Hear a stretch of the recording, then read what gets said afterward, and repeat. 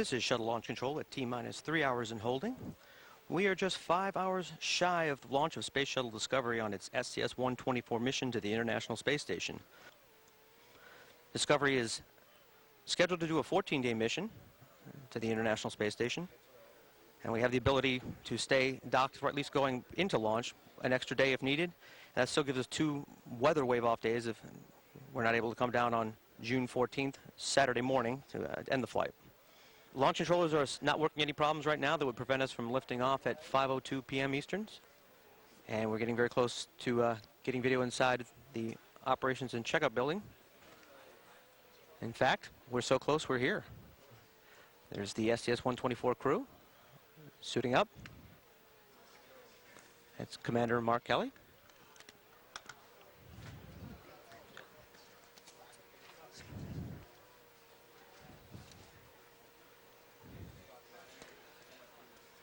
And his pilot, Ken Ham. That's our lead spacewalker for this mission, Mike Fossum. He's had one flight before, actually with Mark Kelly on the STS-121 mission last. There's Greg Shamatoff talking to Mark Kelly's brother. You're not seeing double. He does have a twin, and Mark's flying. And Scott flew last year on the STS-118 mission. Greg will be getting a lot of thumbs up because he'll be spending the next 6 months or so on the International Space Station. He's going to be replacing Garrett Reisman. Aki Hoshide. This is Hoshide's first flight into space. He was born in Tokyo, Japan, but did spend 4 years here in the United States. It's Dr. Karen Nyberg. She'll be making her first flight on this mission. And finally we have Ron Guerin, also making his first flight. He's a colonel in the U.S. Air Force, and he's one of our mission specialists.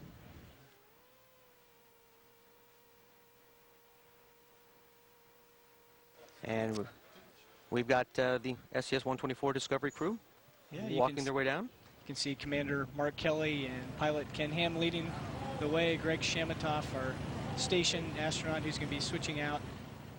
And also Chief of our office, Steve Lindsay. Brent Jett, who's the lead of the Flight Crew Operations Division. And the other gentleman in the blue suit there is Jerry Ross, one of our veteran astronauts and the lead of the Vehicle Integration Test Team office. You can see the crowd of employees from KSC there that'll meet him.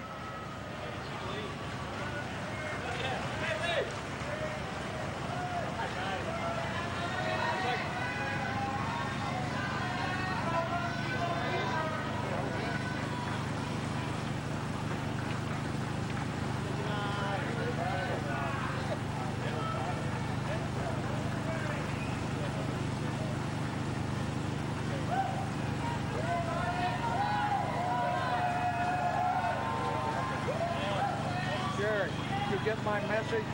Okay.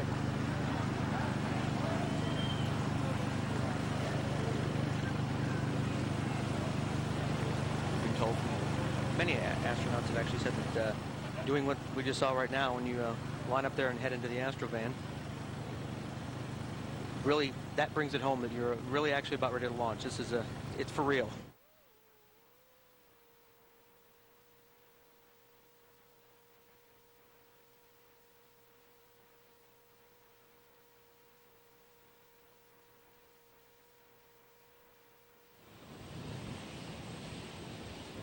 And the crew's beginning to exit the Astrovan, taking their, you can see their helmet bags that they're carrying over towards the elevator.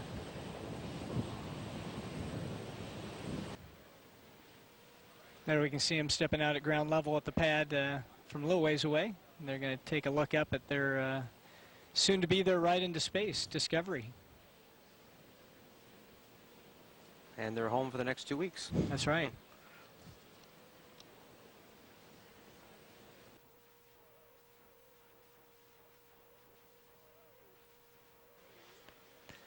There you can see Mark as he's climbing in. You can see that's his seat in front of him, so he'll be laying on his back as he climbs in. Kind of an awkward thing. Here he has to grab some handholds that are up above and get his feet in around the stick, which is covered by a red box there. You can see the the rotational hand controller, as it's referred to. And you can see in his seat behind him, the orange is the parachute that he will then attach to his harness. If they did have to egress the vehicle, may end up taking that with him, most likely. And if they're just egressing on the ground, obviously, if you're bailing out, you'll definitely be taking that with you. Yes. And using it. And there you can see Greg climbing into the furthest seat over to the starboard side, the right side of the middeck. Ray Cuevas, number 7, in the white suit there, is helping Greg to strap in. And here we can see Mark Kelly now getting his helmet put on. You can see Kay kind of behind and below him. And John Hazelhurst, just to Mark's right. They're both going to help him to make sure he gets that helmet on with a good seal, doesn't trap any kind of fabric or any other part of the suit in there. You can see Ken Ham now climbing up into his pilot's seat. View looking across the cockpit from the right side. I would imagine the crew looks forward to getting their cooling hooked up, because that's a fairly strenuous maneuver there, getting yourself pulled up into that seat with an extra 100 pounds or more on your body and a constrained environment. So and you're in the sun. You're in the sun, and they've been off cooling since they left the Astrovan. So they're probably starting to get a little warm. Mike Fossum climbing in on the middeck and about to join Greg Shamatov, who's got his helmet and gloves on now.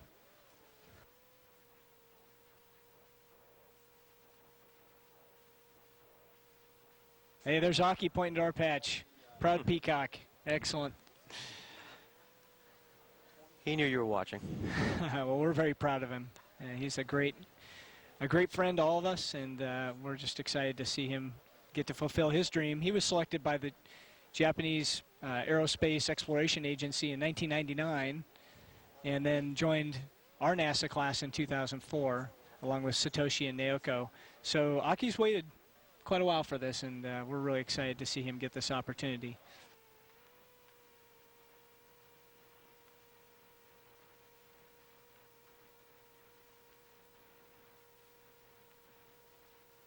An OTC of ECC, MS4 on board 15 seconds ago. Copy.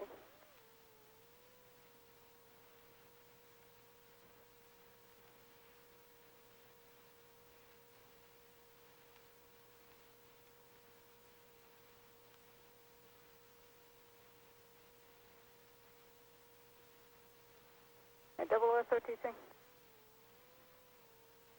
Go ahead. Can you verify 677? Complete. Thank you.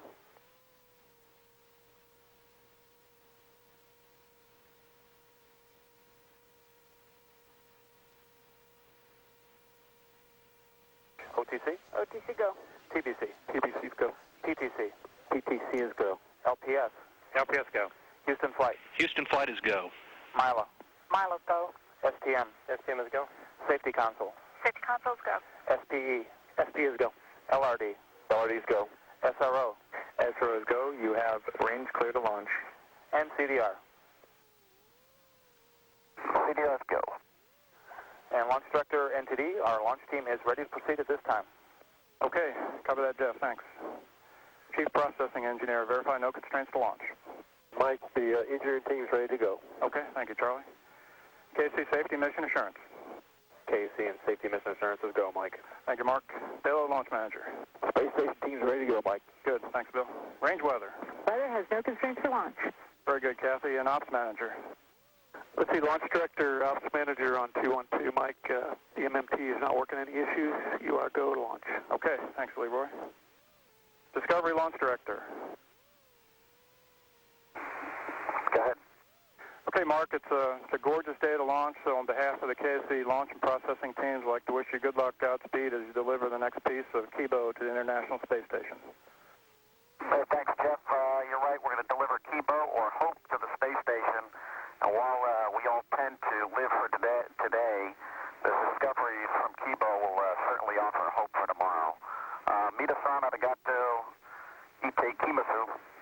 Now stand by for the greatest show on Earth. Thank you, sir. NTD, with that, you are clear to launch Discovery.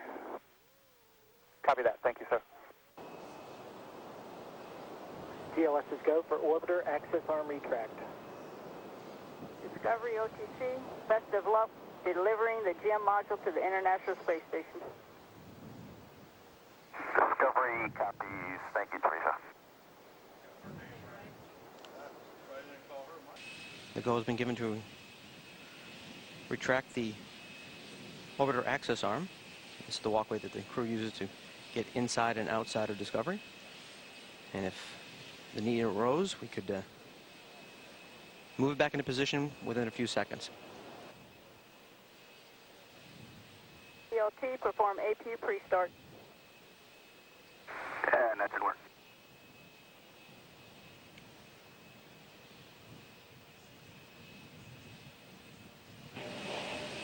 Final test of the flight control surfaces being done with a pre-programmed pattern of movements designed to verify the engines and other flight surfaces are ready. That includes moving the three-man engines, and that's how Discovery steers its way in orbit.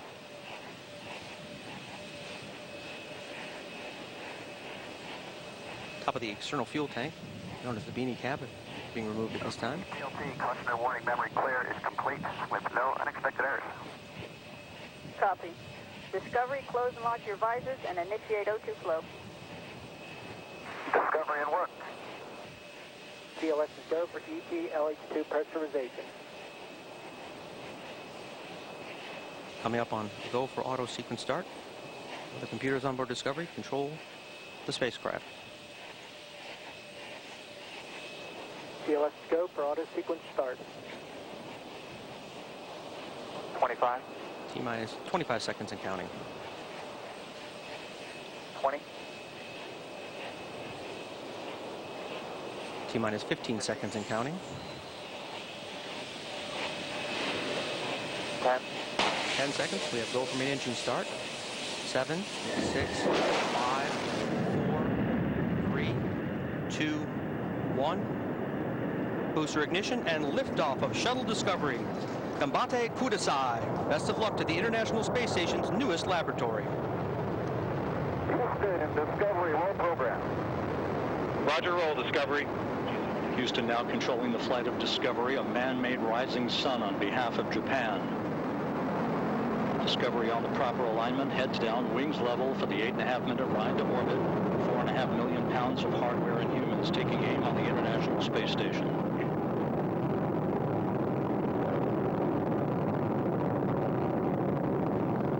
Six seconds into the flight, the three liquid fuel main engines now throttling back to 72% of rated performance, going in the bucket, reducing the stress on the shuttle as it goes supersonic.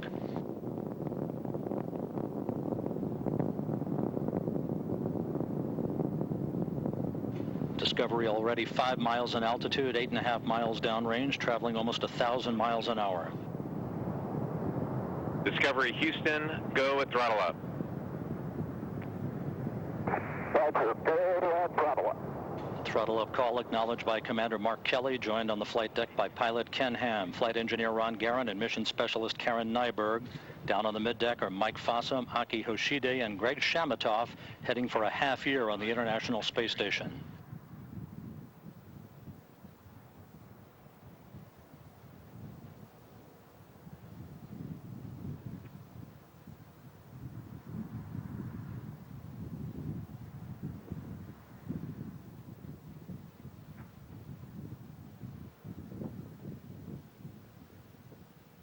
One minute, 45 seconds into the flight. Discovery 22 miles in altitude, 23 miles downrange, standing by for solid rocket booster separation.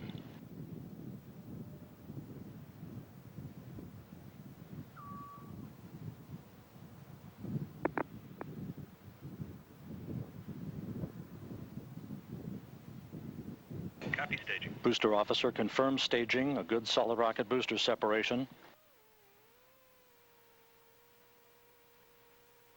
Guidance now converging.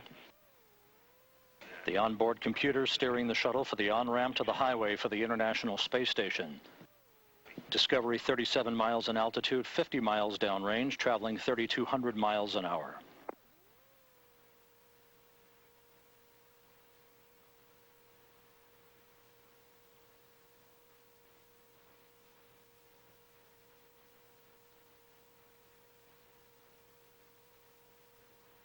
orbital maneuvering system engines have ignited, providing Discovery with a burst of power for the next 2 minutes 15 seconds. Roger, 2-engine Maroon. That call from Mark Kelly, the first of a series of performance calls in the event of the loss of a main engine. However, all 3 main engines continue to perform normally, along with the auxiliary power units and the 3 power-producing fuel cells. Discovery flying on the singular power of its 3 liquid fuel main engines, draining a half a ton of fuel per second from the large fuel tank. Discovery 52 miles in altitude, 100 miles downrange, 3.5 minutes into the flight. We're coming up on the point of negative return, where the shuttle would be too far downrange, too high in altitude to return to the launch site in the event of an engine failure. All 3 main engines continue to function normally, however.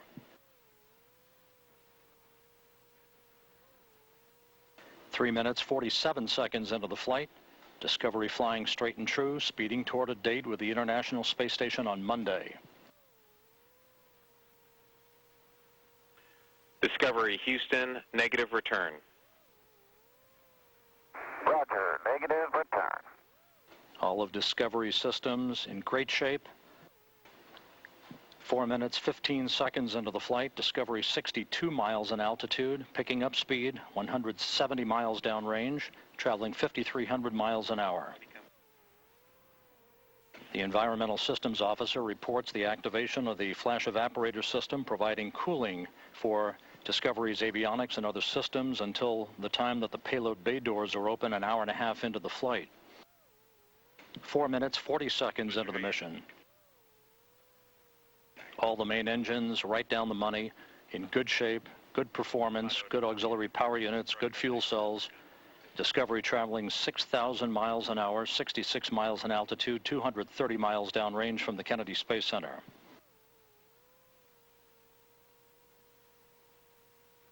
Five minutes into the flight, 3.5 minutes of powered flight remaining.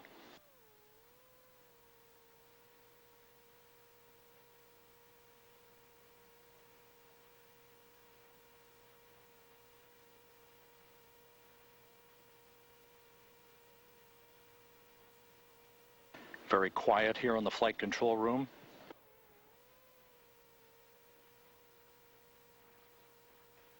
Discovery Houston, press to ATO, select Istris. Roger, press to ATO, we'll select Istris. That call acknowledged by Commander Mark Kelly, indicating that in the event of a loss of a main engine, we could still make our abort to orbit targets. However, all 3 main engines continue to function normally. The orbiter will soon begin to roll to a heads-up position. Now beginning that roll to heads-up, the main engine's now swiveling. The shuttle rolling to its position above the fuel tank, gaining more favorable communications to the tracking and data relay satellite system as it heads uphill. 6 minutes, 15 seconds into the flight, Discovery traveling almost 10,000 miles an hour, 397 miles downrange from the Kennedy Space Center. Istris 104. Your shutdown plan is nominal, and your go for the plus X, go for the pitch. Copy that, Terry. Copy the boundary. Nominal shutdown plan. Go for the plus X, go for the pitch. Good readback, and you are pressed to MECO. Roger, press to MECO. Press to main engine cutoff call by Commander Mark Kelly, indicating should we lose a main engine, we can still make our nominal main engine cutoff targets. However, all 3 main engines hang in perfectly, as well as the auxiliary power units and the fuel cells at the 7-minute mark into the flight. Discovery now 515 miles downrange from the Kennedy Space Center, traveling 11,000 miles an hour. Very soon, the main engines will once again be throttled down to limit the stress on the shuttle and its 7 crew members to that of 3 times the effective gravity. Houston, single engine press 104. Roger, single engine press 104. At the time of main engine cutoff, a little more than a minute from now, Discovery will enter its preliminary orbit at a speed of 5 miles a second. Discovery 615 miles downrange from the Kennedy Space Center, looking great. Engines now throttling back. Less than a minute of powered flight remaining for Discovery. Traveling 14,000 miles an hour, almost 700 miles downrange from the Kennedy Space Center.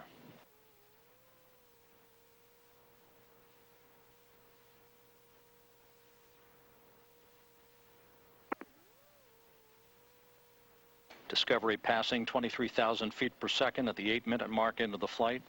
A flawless ascent so far for the orbiter.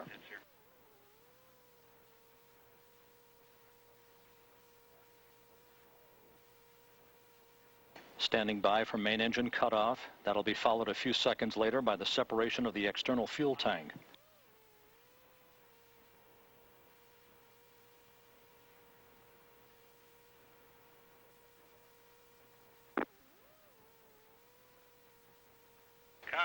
Booster officer confirms main engine cutoff, standing by for external tank separation.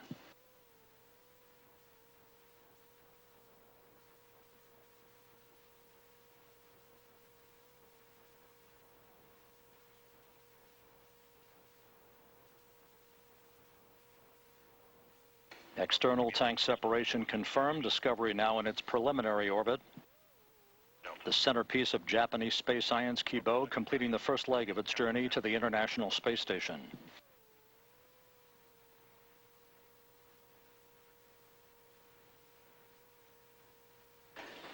Coming up on the 1-hour mark of Discovery's flight since its launch from the Kennedy Space Center at 4:02 p.m. Central Time. That launch was viewed by the crew on board the International Space Station, which Discovery is headed for a docking on Monday afternoon. Commander Sergei Volkov, flight engineer Oleg Kononenko, and flight engineer Garrett Reisman, who is soon to be replaced by Greg Shamatov, who will spend a half year on the complex.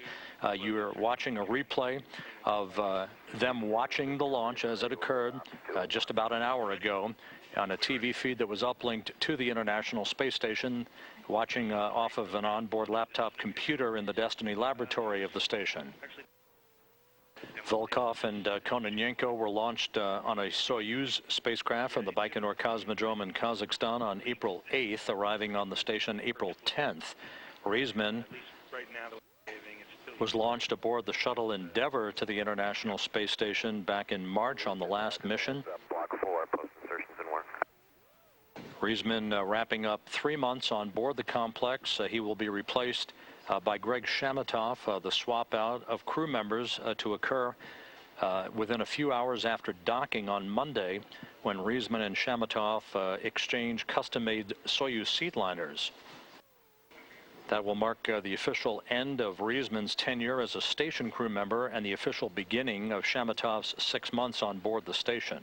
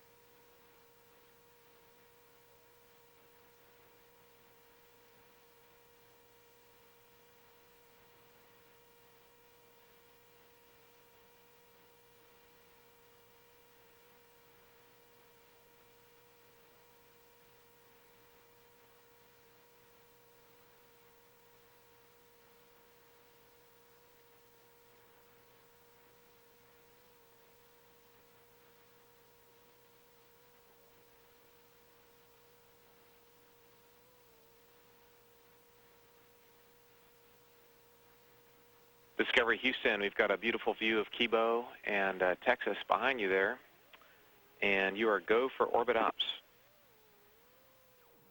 Yeah, Terry, thanks. Copy the great view. It's great to be back in space. And we've got block, I didn't let you know, we had block 7 complete, 18, and block 20 is in work, and block 5 is in work on the middeck. Okay, copy all. Thanks for the update.